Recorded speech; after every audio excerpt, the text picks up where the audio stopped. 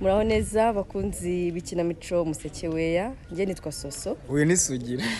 Ya, so abantu badufana bakunda story yacu muri Museke Weya turabasubuje. Sugira w'umukene.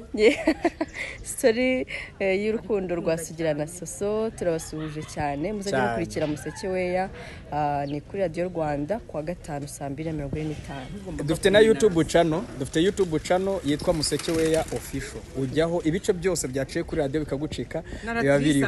Mukomeze mudushyigikire, urumva ikintu cyacu muyikunde, musharinge mu magroupe menshi by the way. Tugire views nyinshi na subs nyinshi. Dore narratrice. Reka ntangire mwiyumvire nawe. Reka ntangire mwiyumvire nguyu. Naho ubutaka.